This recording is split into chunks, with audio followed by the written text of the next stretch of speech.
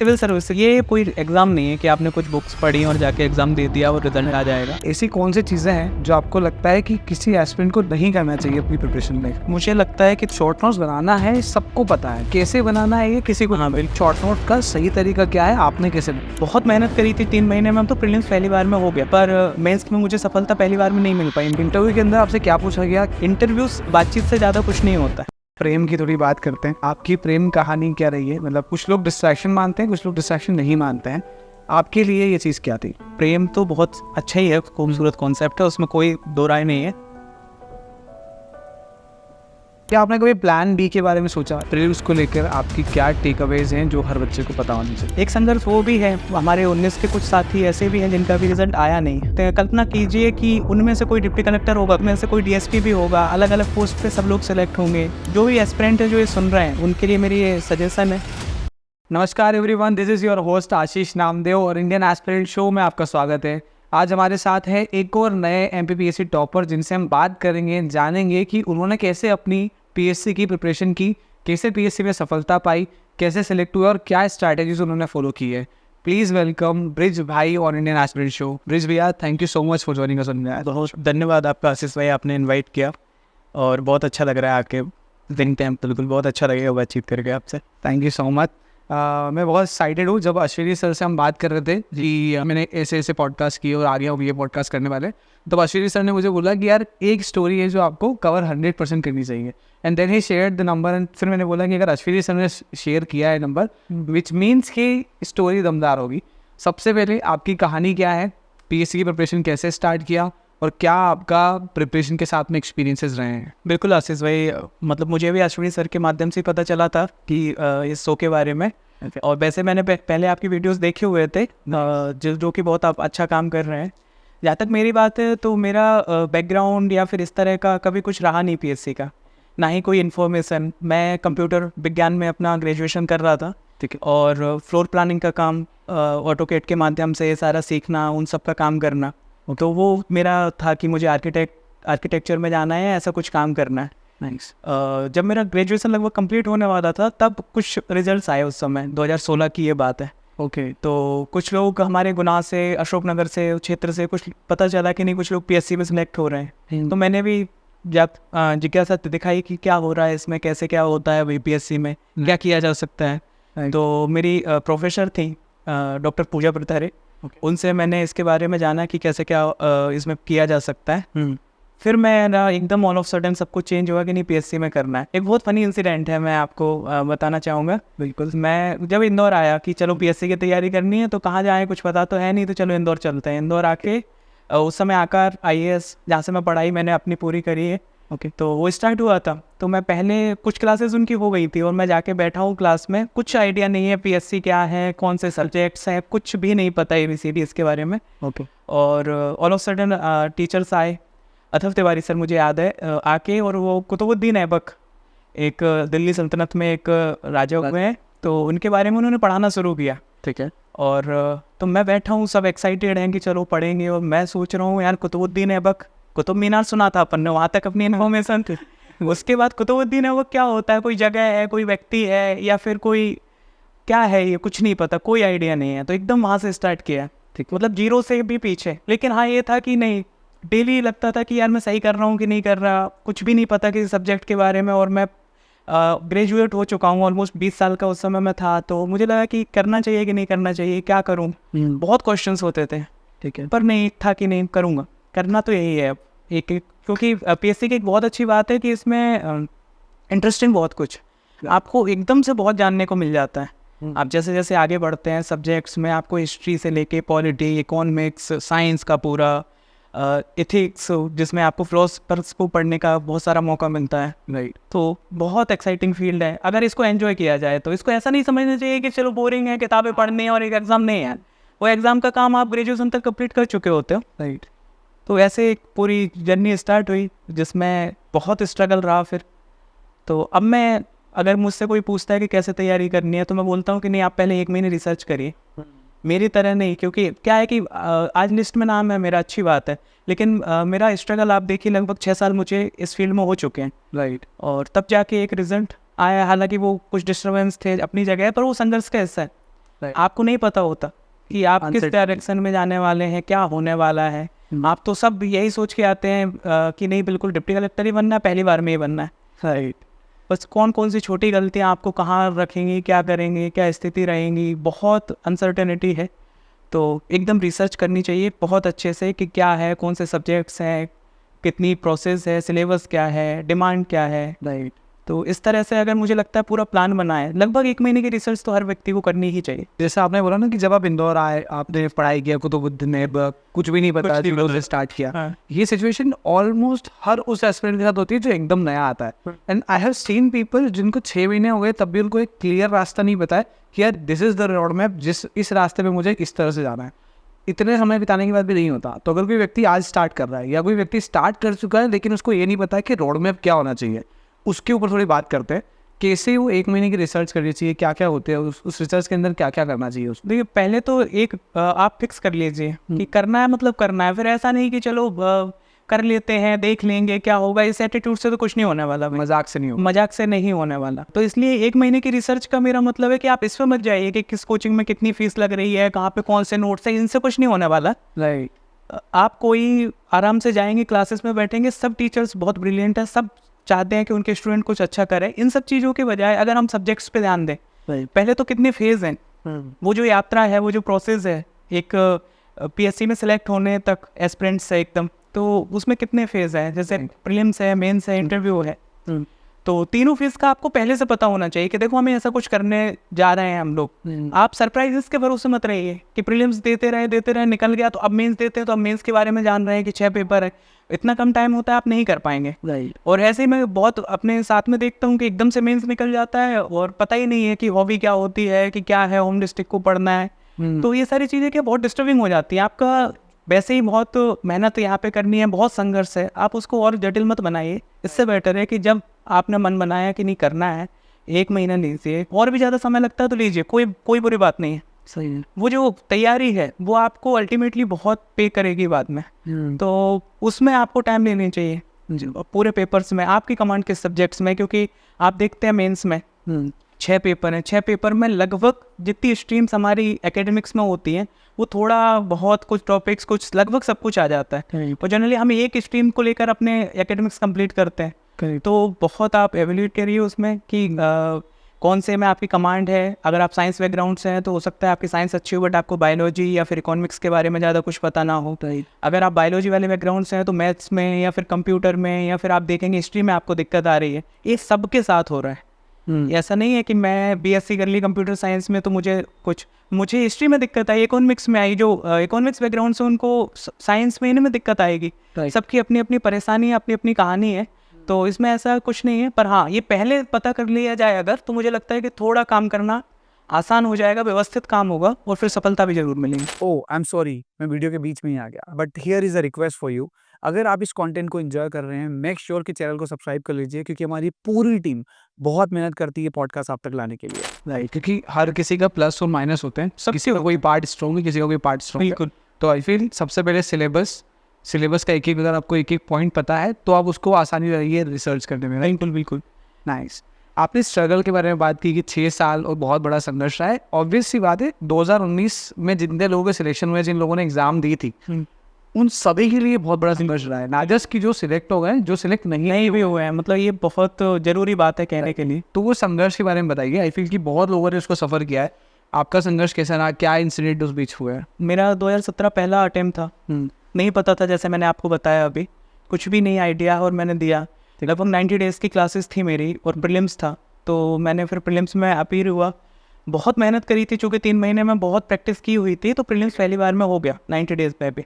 जैसे ही प्रीलिम्स हुआ तो अब मेंस के बारे में आपको कुछ नहीं पता, तो फिर मैंने तुरंत मेंस की क्लासेस करी कि मेंस करता हूँ। प्रैक्टिस नहीं हो पाई, बहुत उसमें भी मेहनत करी, पर उसमें मुझे सफलता पहली बार में नहीं मिल पाई मेंस में। तो समझ में आया कि नहीं, देखो ऐसे नहीं होने वाला। हाँ। आपको अभी बहुत इसमें मेहनत करना बाकी है। तो फिर मैंने नोट्स पे काम करना शुरू किया। ठीक है। फिर मुझे, क्योंकि चूँकि मैं एक बार दे चुका था, तो मुझे पता था कि इसमें कौन कौन से सब्जेक्ट्स हैं, लगभग उन पे मेरी नज़र पूरी जा चुकी थी। तो मैंने स्टार्ट किया।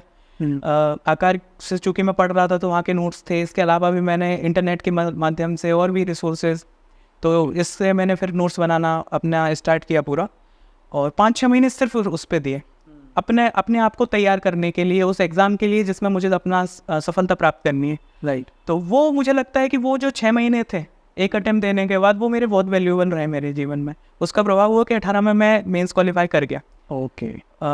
इंटरव्यू दिया मैंने, अच्छा अनुभव था वो भी एकदम, क्योंकि अब उस समय मैं 22 था जब मैं इंटरव्यू देने के लिए जा रहा था, 22 कुछ। हाँ। तो एकदम से मतलब जिसको 1-1.5 साल पहले तक कुछ नहीं पता था पीएससी का, और वो इंटरव्यू में अपीयर हो रहा, मेरे लिए वो भी बहुत बड़ी अचीवमेंट थी उस समय। बहुत दिया, अच्छा बहुत मज़ा आया। भास्कर चौबे सर का वोट था उस समय, और बहुत अच्छी बातचीत वहाँ भी हुई। ओके। तो पर फाइनल सिलेक्शन चूँकि उतना तैयार मैं नहीं था शायद, तो उतना नहीं हो पाया। कुछ 4-5 नंबर से मैं मेरिट से बाहर हो गया। कितने मार्क्स थे आपके उस समय मेरे 884 थे 2018 में ओके। टोटल। हाँ, मैं इंटरव्यू प्लस मेंस, तो इंटरव्यू में उस समय मुझे 130 नंबर मिले थे, तो 884 थे, तो था लगभग हो जाएगा ऐसा भी लगा था बीच में, पर वो फाइनली नहीं हुआ मेरिट में। फिर मैंने ये हो गया, इसके बाद तो फिर था कि नहीं अब करना तो यही है, आप बहुत पास आ गए हैं अब, क्योंकि राइट। तो अगेन फिर खुद को रीस्टार्ट किया उस चीज़ को भूल के कि ठीक है हो गया, ये जो भी हुआ नहीं आया अपने पक्ष में रिजल्ट, कोई दिक्कत नहीं है। तो स्टार्ट किया, फिर मैंने प्रैक्टिस करी। आदरणीय चेतन मीना सर हैं, उनके साथ मिलके उनने एक नया कॉन्सेप्ट स्टार्ट किया था, तो मैंने प्रैक्टिस करी उसमें। तो स्टार्ट करी प्रैक्टिस, तो उससे मेंस राइटिंग, हाँ mains answer writing practice daily basis पे लिखने का, क्योंकि मेरे उस समय के लिखना बहुत होता था। 19 तक का जो पैटर्न था और नया पैटर्न है, उनमें मेनली यही डिफरेंस है कि हम पहले बहुत ज़्यादा लिखना पड़ता था, लगभग 32 पेज की कॉपी आती थी, मेरी स्पीड बहुत कम थी। तो मैंने 17-18 दोनों में फील किया कि अगर थोड़ी स्पीड और होती तो शायद थोड़े कुछ और नंबर में ला सकता था।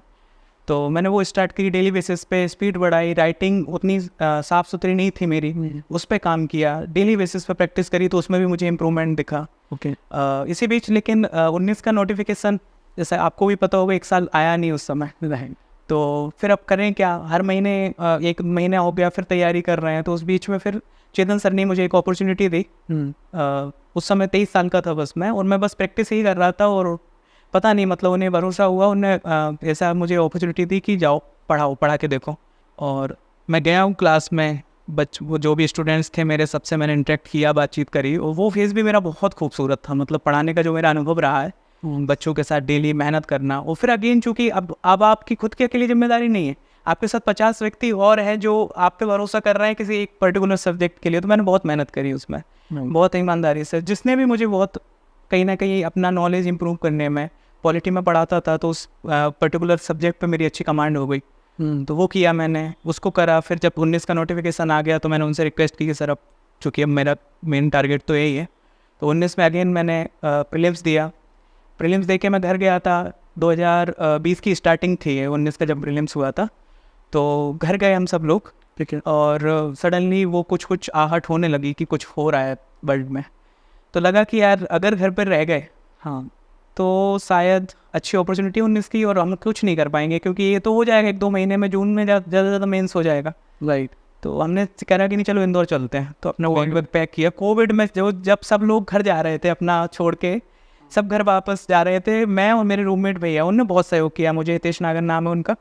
तो दोनों ने बात करी, यार क्या करना है कि नहीं भाई मेहनत तो करनी है, तो चलो चलते हैं इंदौर। आए इंदौर, और उस दौर में घर वालों ने मना किया, सब ने मना किया, बट जुनून था कि नहीं यार सेलेक्ट होना है कुछ भी हो। राइट। तो आए यहाँ पे, आके हम जैसे ही 17 मार्च मुझे याद है, और 19 मार्च को जनता कर्फ्यू का आया। हाँ। देन 2-3 दिन तो वो थोड़ा बहुत सामान खरीदा कि 15-20 दिन 21 दिन की बात है, कोई दिक्कत नहीं, निकल जाएंगे, पढ़ना ही तो है अपने को। राइट। रूम में पैक हुए, और सडनली फिर जैसा कि आप सबको पता है, तो हम एक रूम में थे दोनों।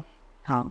और 10-15 दिन 3 हफ्ते तक हमें कुछ ऐसा विशेष एहसास हुआ भी नहीं, क्योंकि हम वैसे भी मेहनत करते थे, तो जनरली अकेले में रूम में ही रहते।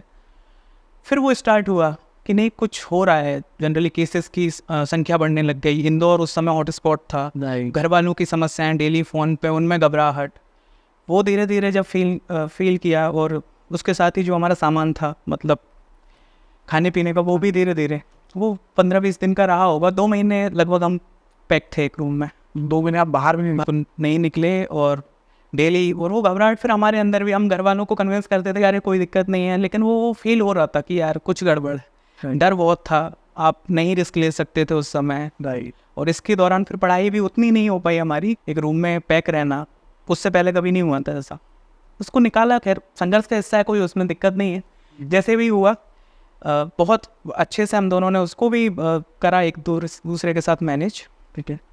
फिर कुछ ऐसी सुविधाएं नगर निगम की तरफ से इंदौर की खाना वाने की कोई दिक्कत नहीं, तो फिर हमने वहाँ से कुछ व्यवस्थाएं जुटाई कि वहाँ से खाने का कुछ सामान। तो एक था कि एक तो हमने मांगा किसी से नहीं, थ्रू आउट हमने क्या स्ट्रगल किया वो हम दोनों को पता है, और हमें बिल्कुल इसमें कोई दुख नहीं है कि हमने क्या झेला, संघर्ष का हिस्सा है, उसने सिखाया बहुत कुछ है। आज अब कहीं भी सर्वाइव कर लेंगे, हमें ये पता है। जब उस फेज को जी सकते हैं कि आपके पास कुछ नहीं है, आप कुछ दिन के बाद एक टाइम भी खाना खा रहे हो, कुछ दिन के बाद ऐसी स्थिति हुई कि वो एक टाइम का भी व्यवस्था, 2-3 दिन कुछ ऐसे थे कि लगने लगा कि अब क्या करेंगे, राइट, ठीक है, पर वो निकल गया समय, कोई दिक्कत नहीं, उसका कोई दुख नहीं है जीवन में, तो वो भी झेला। फिर उसके बाद घर जाने का हुआ, सुविधाएं हुई तो घर चले गए फिर, बट वो टाइम में पढ़ाई नहीं हो पाई मेरी। मतलब मैंने एक चीज़ करी जिस चीज़ के लिए मैं आया था, वो 5-6 महीने 7 महीने उसमें पढ़ाई मेरी लगभग 25% भी नहीं रही जितना मैं कर रहा था। फिर रिकवर किया, खुद को रीस्टार्ट किया, मोटिवेट किया कि नहीं करते हैं, फिर बैक किए, फिर इंदौर आए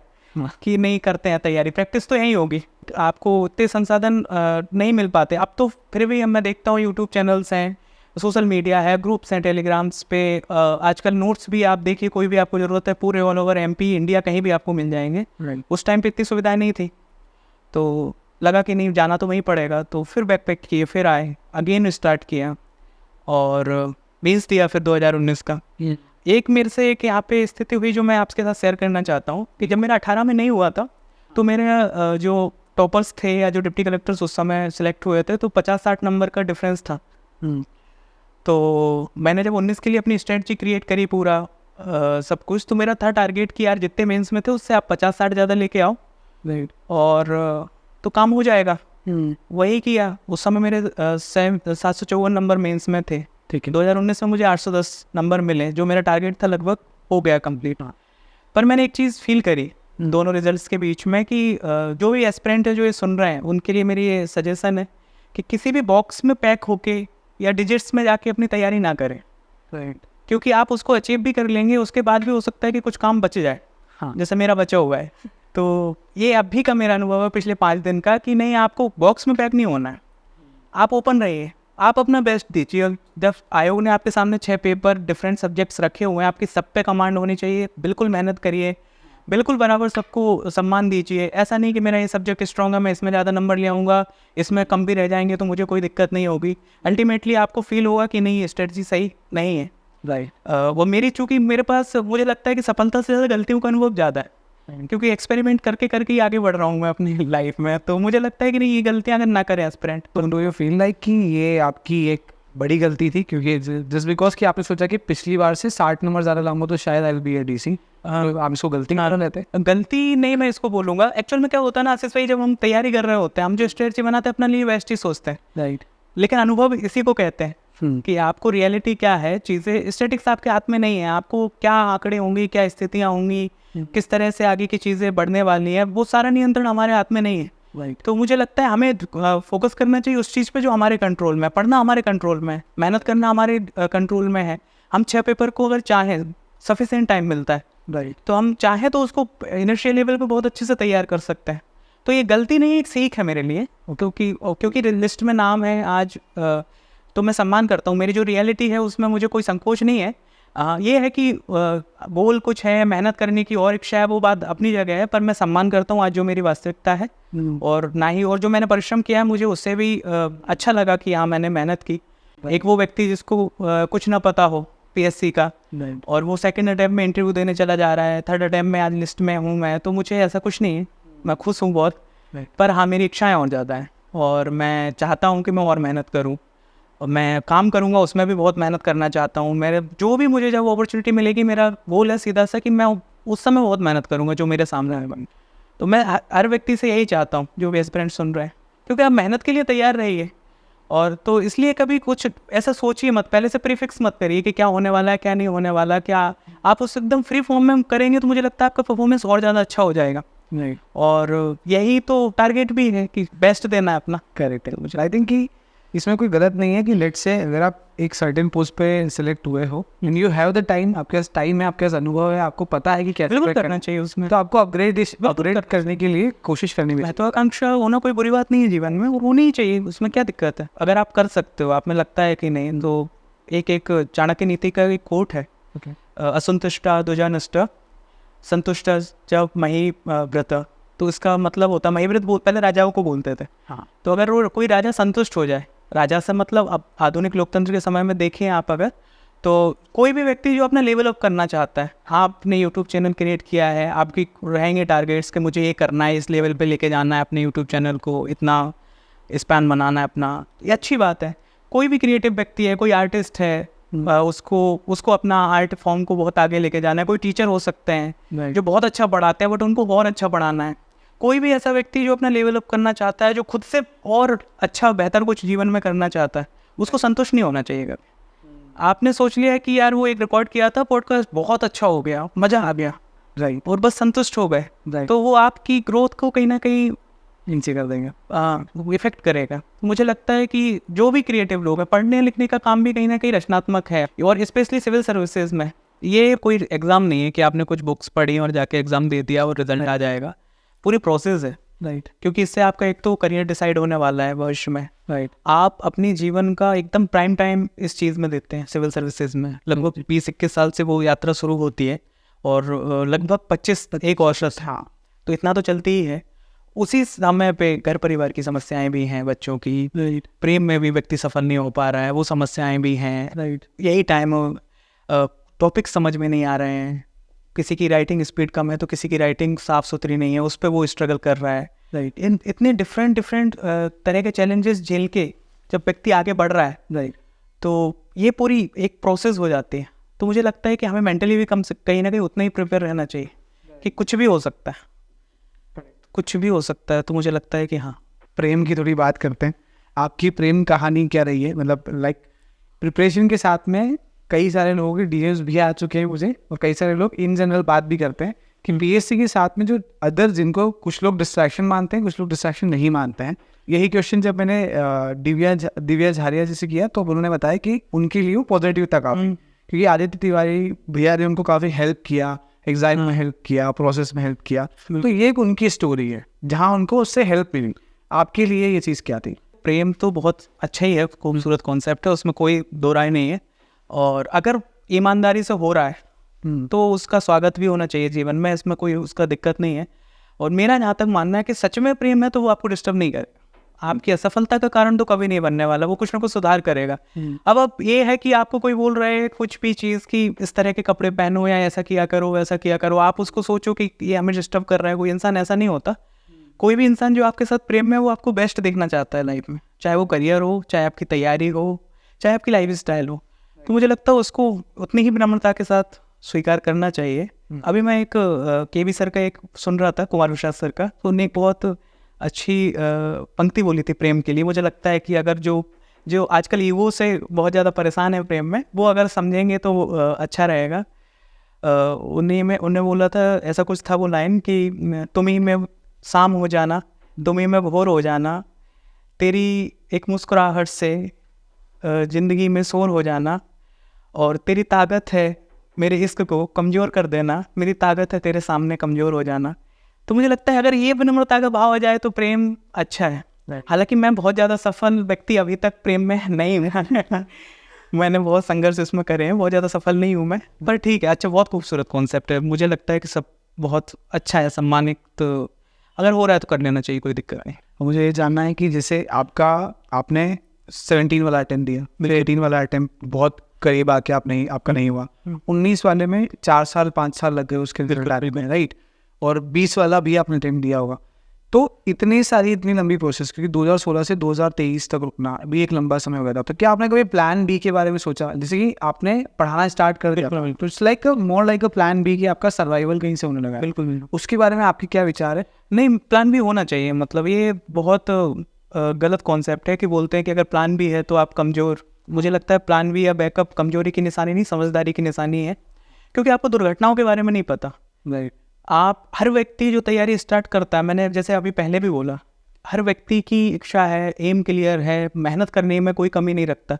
मैं बहुत विनम्रता के साथ ये एक्सेप्ट करना चाहता हूँ आज कि लिस्ट में नाम होना ना होना बहुत सारी चीज़ों पे डिपेंड करता है। टाइमिंग, उस दिन इंटरव्यू वाला आपका दिन कैसा रहा, मेंस के दौरान कोई दुर्घटना तो नहीं हुई। मेरे बहुत सारे ऐसे दोस्त हैं जो बहुत ऐसी गलतियों में जिनकी वजह से उनका पूरा अटेम्प्ट ख़राब हो गया है।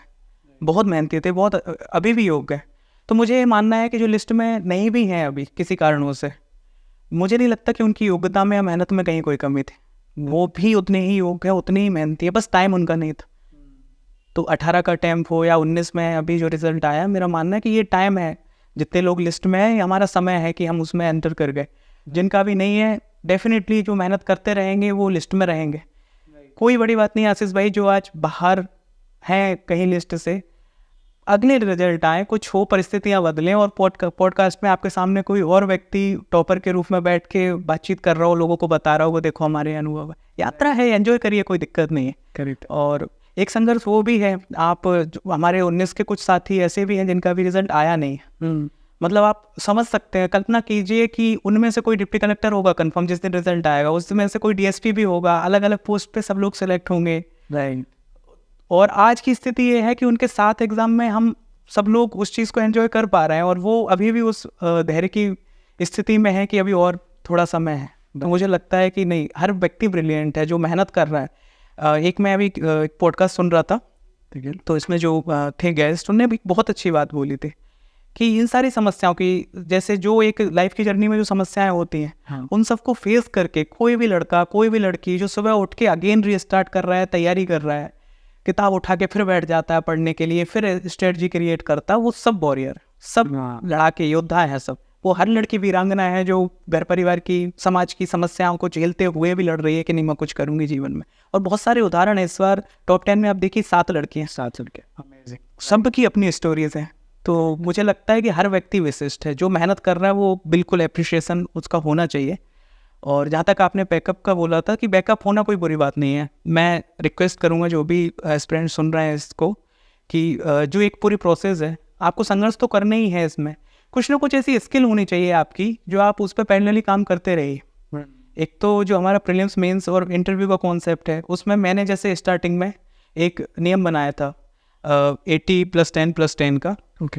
जैसे कोई भी एग्ज़ाम हो रहा है, जनरली हम टारगेटेड होके उसी में लगे रहते हैं। मेंस है तो बस मेंस पढ़ रहे हैं, इंटरव्यू है तो बस इंटरव्यू में खो जाएंगे। तो मुझे लगता है कि अगर हम 80% टाइम जो हमारा सामने एग्ज़ाम है उस पर दें, रिमेनिंग 10% और 10% का जो टाइम है, मान के चलिए 10 घंटे आप पढ़ रहे हैं, 8 घंटे आप पढ़िए बिल्कुल टारगेटेड होके मेंस को। 1 घंटे में अगर प्रीलिम्स के लिए आप कुछ रिवाइज करते रहेंगे, कुछ उन चीज़ों को देखते रहेंगे, हालांकि सब्जेक्ट सेम है, 1 घंटे में आप अगर इंटरव्यू से रिलेटेड चीज़ें थोड़ा एक्सप्लोर करते रहेंगे तो वो अल्टीमेटली आपको कहीं ना कहीं हेल्प करेगी। तो थोड़ी व्यवस्थित तैयारी हो जाएगी। सेम चीज़ है, आप अगर म्यूजिक में हैं, कोई आर्ट फॉर्म है आपका, आप जैसे मेरे बहुत सारे दोस्त हैं जो अभी गौण चित्रकला में बहुत अच्छा काम कर रहे हैं, तो हम बहुत अप्रिशिएट करते हैं कि चलो उनकी स्किल है उनके पास आज ही। इन केस ज़रूरत पड़ती है तो वो एक अपना पहचान, अपना सफलता उधर उस क्षेत्र में भी बना सकता है।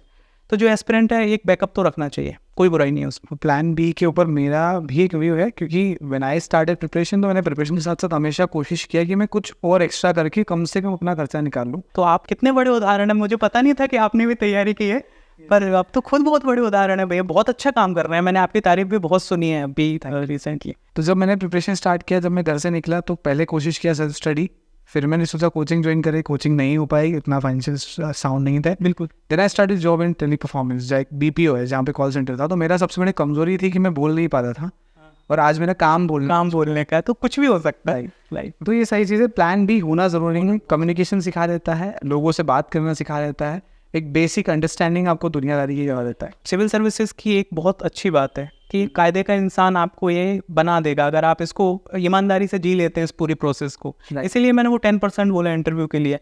मैं अगेन इस चीज़ में रिक्वेस्ट कर रहा हूँ कि आप उस समय के लिए मत छोड़िए कि जब आपका मेंस क्वालिफाई होगा तो फिर आप इंटरव्यू के लिए प्रिपेयर करेंगे, क्योंकि इंटरव्यू का जो पूरी प्रोसेस है, पर्सनैलिटी डेवलपमेंट हो, आपका कम्युनिकेशन हो, आपका कॉन्फिडेंस हो, इन चीज़ों पे अगर आप अपने एकदम स्टार्टिंग से काम करते रहेंगे तो जब वो आप इंटरव्यू देने जाएंगे तो आप में कोई हेजिटेशन नहीं रहेगा।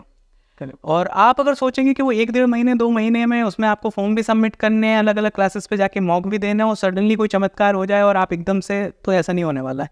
आपको एकदम स्टार्ट में वो चीज़ अपने दोस्तों से बात करिए, और बिल्कुल मतलब आपको जो लग रहा है, जैसे आपने बताया कम्युनिकेशन नहीं था, बीपीओ में आपने काम किया, फिर यहाँ पे आज देखिए तो मतलब आपका कम्युनिकेशन ही आपका ट्रेडमार्क होने वाला है। तो ऐसा प्लान भी होना चाहिए, और कोई स्किल भी एक होनी चाहिए, कुछ भी हो सकता है वो। प्रीलिम्स को लेकर आपकी क्या टेक अवेज हैं जो हर बच्चे को पता होना चाहिए? प्रीलिम्स के लिए है कि आप प्रैक्टिस करिए। मेरा मानना है कि तीनों फेज़ हम साथ में लेके बात करते हैं इस पर, प्रीलिम्स, मेंस और इंटरव्यू। इन तीनों दरवाज़ों से आपको निकलना है पीएससी में, अगर आपको सफलता प्राप्त करनी है तो। तीनों का अपना अपना मज़ा है, तब तीनों का अपना अपना तरीका है। अगर हम प्रीलिम्स की बात करें, प्रीलिम्स कंपैरेटिवली आसान होता है, क्योंकि आपके सामने 4 विकल्प हैं जिनमें से आपने पढ़ाई करके एक विकल्प आपको पहचानना है, और बस वो क्वालिफाइंग है, ताकि आपकी एबिलिटी समझ में आ सके कि आप कर पा रहे हैं कि नहीं कर पा रहे हैं।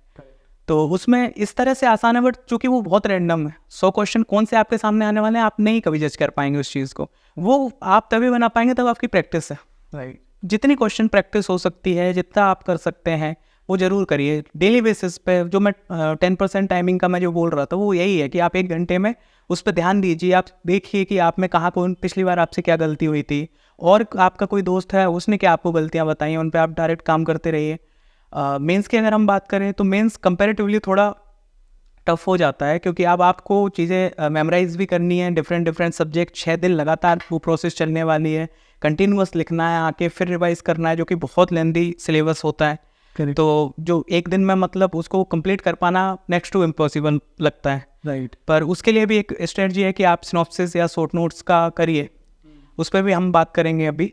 और इंटरव्यू की जैसे है, इंटरव्यू कंपैरेटिवली देखिए जाए तो बहुत ज़्यादा पढ़ने का उसमें काम नहीं है, पर अब ये है कि आपको किसी के सामने बैठना है और प्रूफ करना है कि नहीं आप में है वो बात, कि आप संभाल सकते हैं अगर कोई जिम्मेदारी मिलती है तो ये सबसे ज़्यादा अगर इस लेवल पे देखो तो टफ है, क्योंकि आपको बोल के समझाना है अब। और देखा जाए तो बहुत एंजॉय करने जैसी प्रोसेस है, कि बात करनी है आराम से। हमारे सीनियर्स कुछ रहेंगे जो हमें देखना चाहेंगे कि किस तरह के लोग अब प्रशासन में आने वाले हैं, तो इस तरह से तो मुझे लगता है कि आप पूरी प्रोसेस को स्टार्टिंग से एकदम साथ में लेके चलेंगे तो चीज़ें उतनी मुश्किल नहीं लगेंगी जितना आजकल हमें सुनने में मिलता है। ब्रिज भाई, शॉर्ट नोट्स जो आपने बोला, सिनॉप्सिस बनाना ज़रूरी है, एंड आई फील कि बहुत सारे एस्पिरेंट्स की आज भी प्रॉब्लम है कि उनको शॉर्ट नोट्स बनाना कैसे। तो शॉर्ट नोट्स बनाना है, सबको पता है, कैसे बनाना है ये किसी को। हाँ बिल्कुल। तो आप वो ज़रा समझाइए कि शॉर्ट नोट्स का सही तरीका क्या है, आपने कैसे बनाया? देखिए आशीष भाई, जब हम स्टार्ट कर रहे होते हैं तब तो सब कुछ नया होता है, तो तब इन सब चीज़ों में नहीं उलझना चाहिए। पहली बार की आपकी जो मेहनत है वो एकदम डिटेल में डीपली आपको जितना अवसर मिले उतना ज़्यादा पढ़िए, जितनी मेहनत कर सकते हो उतना करिए, क्योंकि आपका अगर एक बार बेसमेंट बहुत स्ट्रांग हो गया तो उसके ऊपर फिर आपको कितने फ्लोर खड़े करने उसमें कोई दिक्कत नहीं आएगी। तो पहली में आजकल क्या हो रहा है कि वो बच्चे सुनते हैं कि शॉर्ट नोट्स बनाने हैं, अब वो पढ़ भी रहे हैं, चीज़ें समझ में अभी आना स्टार्ट हुई नहीं है, उन्हें आइडिया कुछ है नहीं कि कैसे पूछेंगे क्वेश्चंस, किस तरह से डिलीवर करना है। अब वो अगर शॉर्ट नोट्स में लग जाएंगे तो उनसे नहीं होने वाला है। मुझे लगता है कि जब आप 3 बार 4 बार लगभग सिलेबस को एक बार कंप्लीट कर चुके हों, एक बार आपने किया स्टार्टिंग में, फिर आपने टारगेटेड होकर उसमें किया, आपने प्रीलिम्स क्वालिफाई किया, फिर आप मेंस के लिए पढ़ रहे हैं, लगातार प्रैक्टिस कर रहे हैं, उस दौरान अगर आप शॉर्ट नोट्स पे काम करेंगे वो ज़्यादा वैल्यूबल रहेंगे, कहीं ना कहीं काम आएंगे। शॉर्ट नोट्स की प्रोसेस ऐसी होती है कि जो हमने 3 बार पढ़ लिया, 4 बार पढ़ लिया, तो 70% हर पेज में, मैं टॉपिक वाइज नहीं बोल रहा हूँ, पेज वाइज बोल रहा हूँ, 70% चीज़ें, स्टोरीज आपको समझ आ जाती है, याद हो जाती हैं। कुछ चीज़ें रहती हैं जो आपको बार बार पढ़नी रहती हैं ताकि वो याद रहें, एग्जाम में आप डिलीवर कर पाएँ। तो हमें जब हम अपनी दूसरी या तीसरी रीडिंग लगा रहे हैं उस समय सब हाईलाइट कर लेना चाहिए वो चीज़ें जो हमें बार बार बोलती हैं, तो उसको याद कर लीजिए। फिर आप जब रीडिंग लगा के कुछ पेजेस रखिए अपने साथ में, लग रहा है कि इस पेज में ये 2 चीज़ें ऐसी हैं जो मैं भूल जाता हूँ, उनको आप पेज में लिख लीजिए। तो आपके सिनॉप्सिस से शॉर्ट नोट्स जितने कम होंगे, जिस दिन आप मेन से एग्जाम देने जाएंगे, आप 12-1 बजे फ्री होते हैं, खाना खाएंगे, थोड़ी देर रेस्ट करेंगे, 2 बज जाएंगे, रात को 10-11 बजे तक आपको सोना है, तो 8 घंटे में 10 यूनिट आपको एक पेपर की तैयार करनी है। अगर आप 20 पेज 15 पेज से ज़्यादा किसी भी यूनिट के बना रहे हैं तो वो फिर अगेन आपने वही है कि फिर पूरे नोट्स पढ़ के जाना है, जो कि 8 घंटे में नहीं होने वाला है। तो उस समय अगर मेंस की प्रैक्टिस के दौरान जो चीज़ें आप, चूँकि आप मेंस में प्रैक्टिस में लिखेंगे तो आपको पता रहेगा कि आज मैं लिखते लिखते ये भूल गया था, ये चीज़ मुझसे नहीं होती। कोई साइंस के टर्म्स हो सकते हैं, कुछ इकोनॉमिक्स का डाटा हो सकता है, कुछ साइंटिफिक ऐसे शब्द हो सकते हैं जो ह्यूमैनिटीज़ के बच्चों को नहीं पता है, तो सिर्फ उनको फोकस करना है कि ये हम बोलते हैं, तो ये उस दिन हम एक बार पढ़ के जाएंगे ताकि हम नेक्स्ट डे डिलीवर कर सकें। तो मुझे लगता है ये अगर किया जाए तो ज़्यादा फायदेमंद रहेगा। इंटरव्यू के बारे में मुझे भी जानना है कि इंटरव्यू, क्योंकि कॉमन क्वेश्चन बन चुका है, हम हर टॉपर से बात कर रहे हैं कि इंटरव्यू का माहौल क्या था, क्योंकि हर किसी के लिए इंटरव्यू अलग होता है, बिल्कुल अलग, उसका माहौल अलग है, उसके सवाल अलग है, और वो बहुत सडन होता है, मतलब आपको नहीं पता क्या पूछा जाएगा और क्या जवाब देना है। इंटरव्यू के अंदर आपसे क्या पूछा गया, क्या माहौल आपने ऑब्जर्व किया है? इंटरव्यू से रिलेटेड मैं आपको बताना चाहता हूँ, जो भी एस्पिरेंट है, सिर्फ इंटरव्यू नहीं आशीष भाई, मेरा मानना है कि हर एस्पिरेंट की अपनी एक स्टोरी है, अलग अलग तरह के संघर्ष, अलग अलग तरह के स्ट्रगल, अलग तरह का बैकग्राउंड से उठ के कोई व्यक्ति यहाँ तक आ रहा है, राइट। तो उसके पास अपनी एक स्टोरी है, एक स्ट्रगल है, एक क्षमताएं हैं, कुछ कमियां भी होंगी। तो सेम चीज़ आप जब जाते हो तो उसका नाम ही है साक्षात्कार। आप सामने बैठे हो, फाइनली जो प्रोडक्ट आपने अपने आप को बनाया है इतनी सालों की मेहनत में, वो उनके सामने उपस्थित है, वो आपसे बातचीत करना चाहते हैं। तो बातचीत के लिए वो आपसे एक फॉर्म लेते हैं, डेफ फॉर्म, जिसमें आपकी कुछ जानकारियाँ रहती है, जैसे आपका नाम क्या है, पिताजी का नाम क्या है, वो करते क्या हैं, कहाँ से आप रहने वाले हैं, आपने अपनी एकेडमिक्स में क्या किया है, पहले कोई जॉब की है नहीं की, अगर कोई विशेष उपलब्धि है क्या आपने की, या फिर आपकी हॉबीज़ क्या हैं, ताकि बातचीत कर सके। क्योंकि आपके बारे में किसी को पता है अगर कुछ भी, तो ही बातचीत संभव है। राइट। और वो सिर्फ एक कम्युनिकेशन, एक बातचीत है। इंटरव्यूज बातचीत से ज़्यादा कुछ नहीं होता है। राइट। वो आपकी नॉलेज मेंस में बहुत अच्छे तरीके से पहले चेक कर चुके हैं। 6 पेपर, इतना बड़ा सिलेबस पूरा उन्होंने बनाया इसलिए ताकि समझ में आए कि आप कितने कैपेबल हैं मेहनत करने के लिए। राइट। तो वो हो चुका है, आप कंप्लीट कर चुके हैं, क्वालिफाई कर लिया, मतलब आप वो काम कंप्लीट कर चुके हैं। अब वो आपसे बातचीत करना चाहते हैं। बातचीत में हो सकता है कि वो आपके नाम से रिलेटेड जानकारी पूछें, कहाँ से आप हैं, आपके शहर का नाम कुछ यूनिक है, या आपके ज़िले में कोई कुछ रिसेंटली कुछ ऐसा हुआ है, या कोई ऐसा स्थान है जहाँ वो कहीं घूमने गए थे, उनकी कुछ यादें हैं वो उस जगह से जुड़ी हुई, या न्यूज़पेपर में उन्होंने कुछ पढ़ा था। जैसे इस बार का जो मेरा 19 का इंटरव्यू था आदरणीय मेरा सर के बोर्ड में, तो उनका क्वेश्चन था कि अच्छा तुम अशोकनगर से हो, चंदेरी तुम्हारे पास में है, तो चंदेरी में आजकल शूटिंग बहुत चल रही है, क्योंकि सितंबर में स्त्री 2 की शूटिंग स्टार्ट हुई थी। तो उस समय चूँकि उन्हें पढ़ा होगा तो उन्हें लगा रिलेवेंट क्या, चलो अशोकनगर का लड़का है, पूछ लेते हैं। इतना सामान्य होता है। तो एक जो ओवर हाइप इंटरव्यू को लेकर किया हुआ है कि नहीं, अरे बाप रे पता नहीं क्या होने वाला है, ये बता दो। अगर साइंस बैकग्राउंड है तो एकदम साइंटिफिक क्वेश्चन आपसे पूछ रहे हैं कि उसका लॉ बताओ, इसके नियम बताओ। मेरे जहाँ तक दोस्त हैं, 90% लोगों से इतने टफ क्वेश्चंस इंटरव्यू में नहीं पूछे जाते। बहुत सामान्य बातचीत होती है और आपके पास पूरा मौका होता है माफ़ी मांगने का। अगर आपको कोई चीज़ नहीं पता तो आप विनम्रता से बोल सकते हैं कि मुझे ये चीज़ अभी नहीं पता है, मैं देख लूँगा अगर आवश्यक है तो साक्षात्कार एक संवाद है, उसको उतना ही सिंपल रखिए। अगेन मैं रिपीट करूँगा कि वो जो 10% मैं बोल रहा हूँ कि आपके स्टार्टिंग लेवल से बस आपको ये पता होना चाहिए कि किस डायरेक्शन में ये चीज़ें होती हैं। जैसे मैं बहुत सारे लोगों को जानता हूँ कि जिनका मेंस क्वालिफाई हुआ और उनके साथ सबसे बड़ा चैलेंज होता है कि हॉबी क्या भरें। मतलब एक 22 साल 24 साल के इंसान को ये नहीं पता कि उसको क्या करके अच्छा लग रहा है। तो मुझे लगता है कि नहीं, अगर आप पहले इस पे 2 साल 1 साल पहले से सोचते तो आपको अलग से काम नहीं करना पड़ता। अब आप इन्फॉर्मेशन निकालोगे विकिपीडिया से और वहाँ जाके फिर एज इट इज बोल दोगे, उनको समझ आता है कि अरे ठीक है, आपसे कुछ कहेंगे नहीं पर आपके परफॉर्मेंस में वो फिर दिखेगा। राइट। तो मुझे लगता है घबराने की कोई आवश्यकता नहीं है, सिर्फ बातचीत है। बहुत सीनियर लोग हैं, उनकी स्टार्टिंग, उनका संघर्ष भी हो सकता है हमारे जैसे ही रहा हो। 20 साल पहले 25 साल पहले उन्होंने बहुत संघर्ष किया, बहुत मेहनत की, आज वो एक सम्मानित स्थिति में है और हमसे जानना चाहते हैं कि आप क्या करने वाले हैं। तो मुझे लगता है ऐसे रखेंगे एक्साइटमेंट तो बहुत मज़ा आने वाला है। इंटरव्यू सबसे सुंदर पार्ट है पूरी पीएससी की तैयारी का, अगर कोई एंजॉय करे तो। वंडरफुल, बहुत मज़ा आया आपसे बात करके। मैं चाहूँगा कि हम ऐसे पॉडकास्ट को और आगे भी करें, क्योंकि आपसे मिलके मुझे ऐसा लगा कि बहुत सारी ऐसी इन्फॉर्मेशन है अभी जो हमसे बात करनी चाहिए। राइट। तो मैं चाहूँगा हम आगे भी ऐसे कई सारे पॉडकास्ट करें जो हमारी ऑडियंस को इंस्पायर करे। जाते जाते मुझे ये जानना है, ऐसी कौन सी चीज़ें हैं जो आपको लगता है कि किसी एस्पिरेंट को नहीं करना चाहिए अपनी पढ़ाई? मुझे लगता है कि थोड़ा फोकस्ड रहना चाहिए। जो मैं ऑब्जर्व कर रहा हूँ, कुछ गलतियाँ मेरे से भी हुई होंगी अपनी संघर्ष में, अभी भी कुछ गलतियाँ होती हैं, तो बस आपको गलतियाँ अपनी रिपीट नहीं करना है। और दूसरी बात है कि ऐसी गलतियाँ नहीं करना जिनका पीएससी से कोई लेना देना नहीं। अगर आप एक सिंसियर एस्पिरेंट हैं, क्योंकि आप भी ऑब्जर्व करते होंगे, आप देखिए बुक स्टोर से ज़्यादा कैफ़े हैं हमारे आसपास। मतलब आप पढ़ें, उससे ज़्यादा समय बर्बाद करने के संसाधन है आपके पास।